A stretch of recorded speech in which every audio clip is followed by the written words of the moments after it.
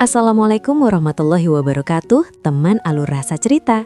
Selamat datang kembali di channel kesayangan kita. Sebelum kita masuk ke kisah yang penuh intrik dan ketegangan hari ini, silakan tulis dulu di kolom komentar, dari kota atau negara mana kalian menonton video ini. Saya ingin menyapa kalian semua. Dan bagi yang baru bergabung, jangan lupa tekan tombol subscribe dan like, agar channel ini semakin berkembang, menyajikan cerita-cerita kehidupan yang menyentuh hati. Kisah hari ini bermula dari sebuah pagi yang mencekam. Tangan tua Pak Ujang, tukang kebun setia keluarga itu, gemetar hebat saat menahan lengan majikannya, Thalia. Dengan mata yang memancarkan ketakutan murni, ia berbisik dengan suara parau. "Bu, tolong lihat CCTV rumah jam 12 siang nanti. Ibu harus tahu kebenarannya sebelum terlambat." Bisikan itu, teman Alur Rasa Cerita, adalah awal dari runtuhnya sebuah sandiwara besar yang nyaris merenggut nyawa Thalia. Suasana rumah Thalia memang berubah drastis seminggu terakhir. Rumah yang dulu hangat, kini terasa dingin dan asing.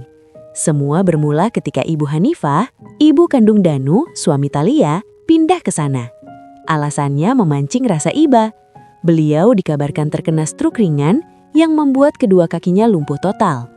Thalia, sebagai menantu yang baik, tentu saja menyambutnya. Ia menyiapkan kamar di lantai bawah dan berjanji merawat mertuanya di sela kesibukan kerja.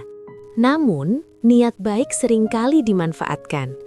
Thalia mulai merasakan ketidaknyamanan yang sulit dijelaskan.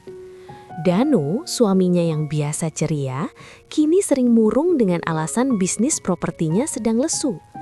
Tapi yang paling mengganggu adalah tatapan Ibu Hanifah.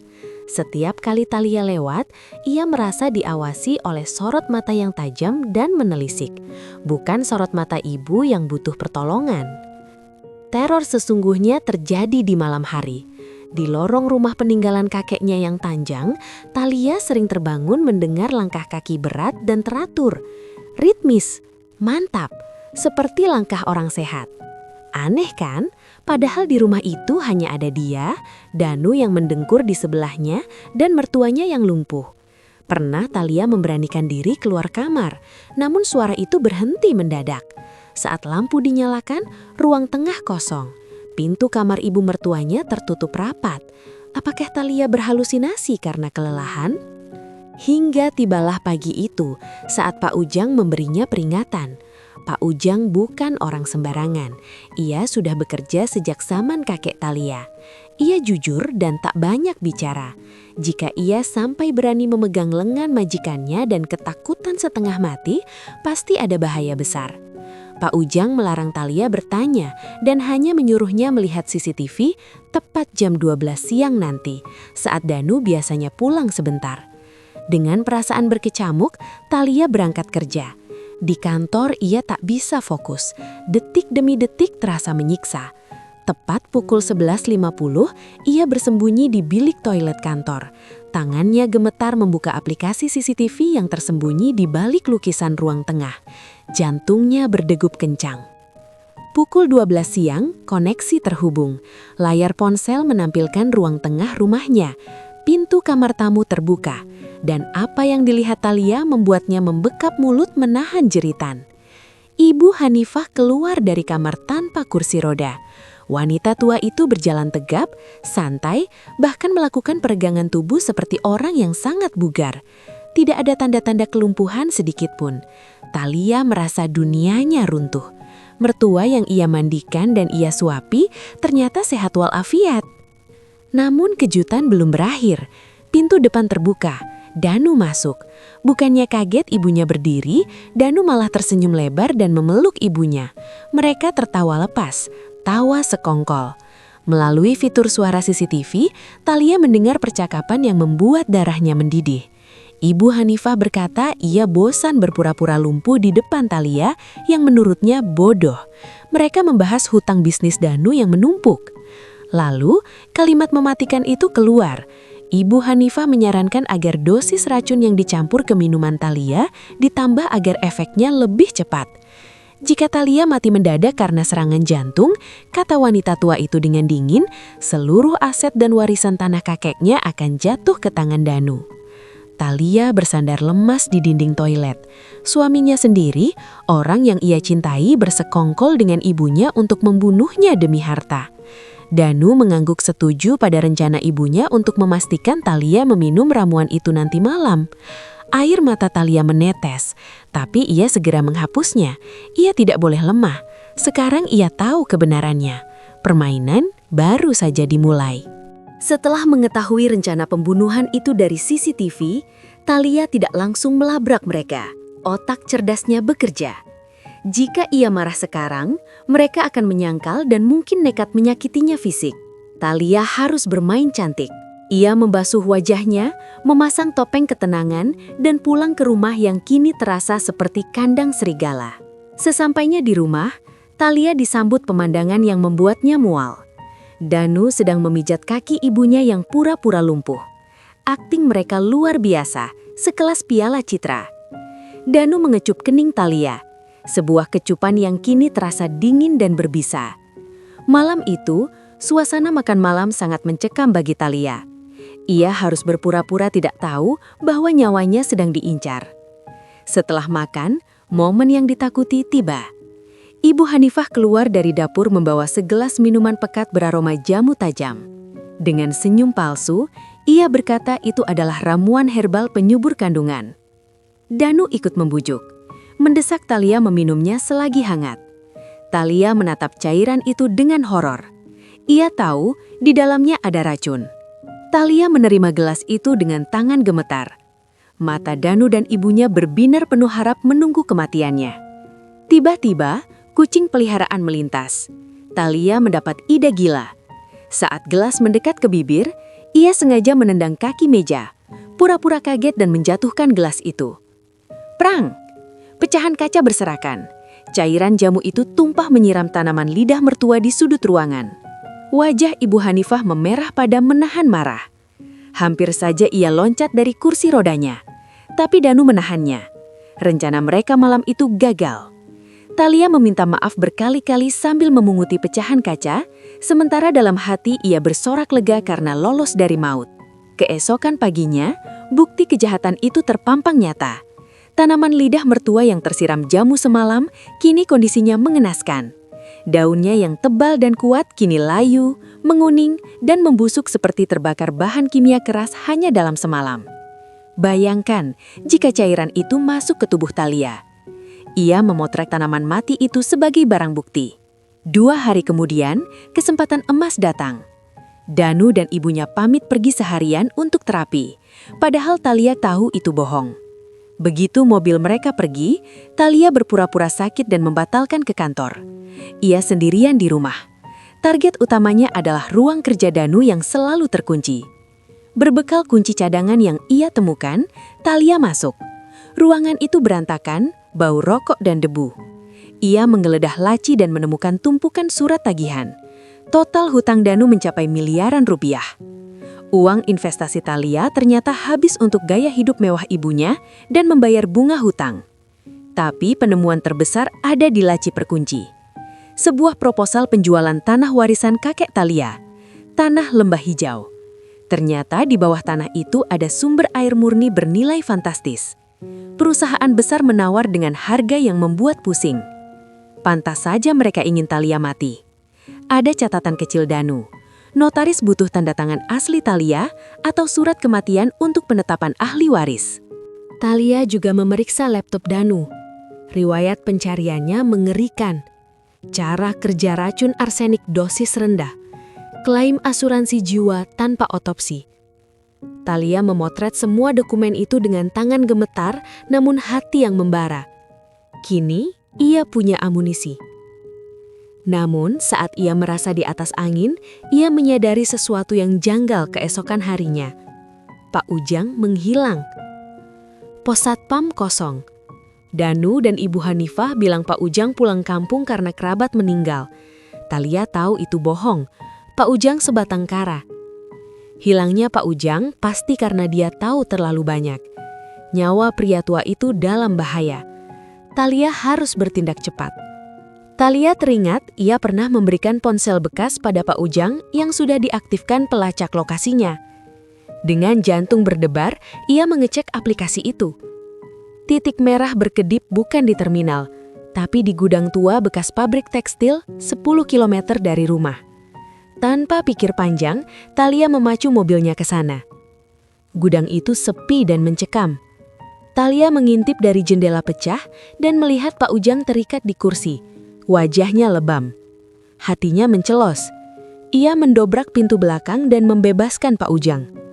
Pria tua itu menangis, menceritakan bahwa Danu dan preman menyeretnya karena ia sering menguping rencana jahat Ibu Hanifah. Rencananya, Pak Ujang akan dibereskan setelah Thalia mati. Thalia segera membawa Pak Ujang ke tempat aman di kos temannya. Malam itu, Thalia pulang dengan energi berbeda. Rasa takutnya hilang, berganti keberanian dingin.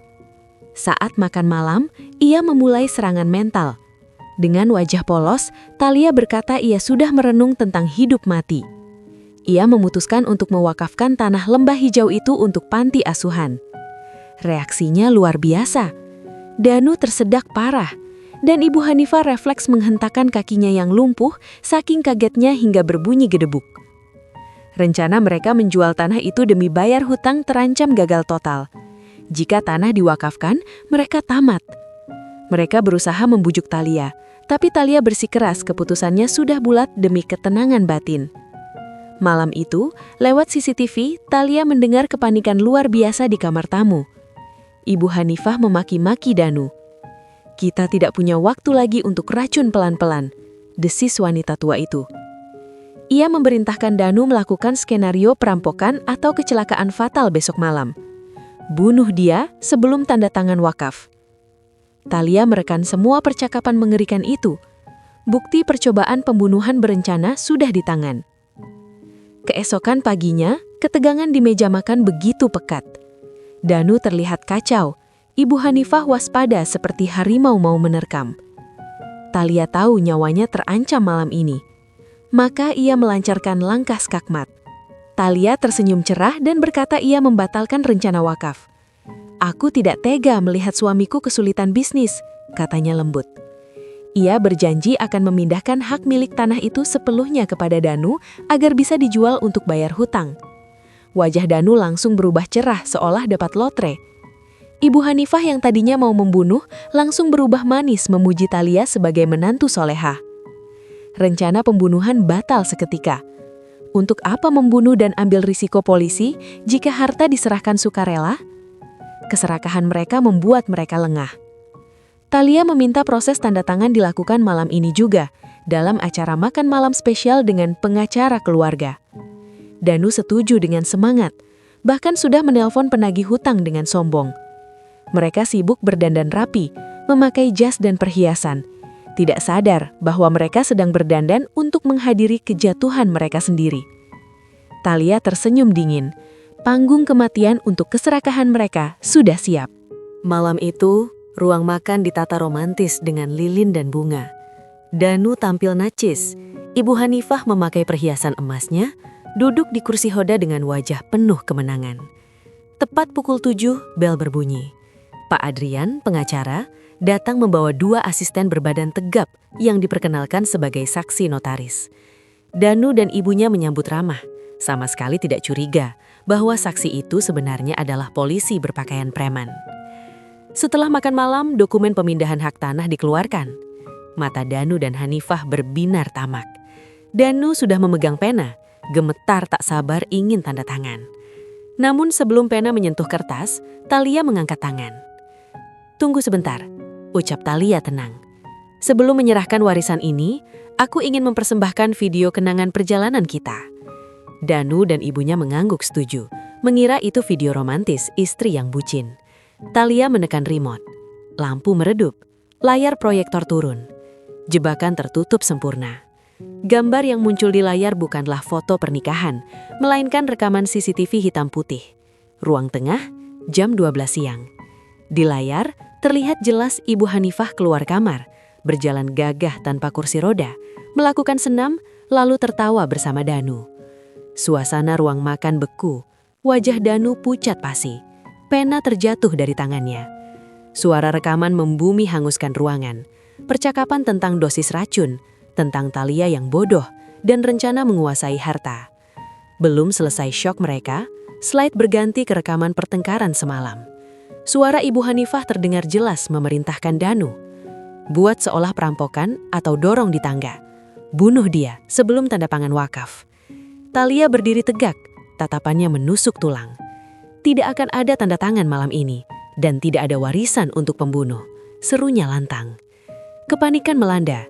Ibu Hanifah yang merasa terpojok, lupa pada sandiwaranya. Ia refleks melompat berdiri dari kursi roda dan mencoba lari ke pintu belakang.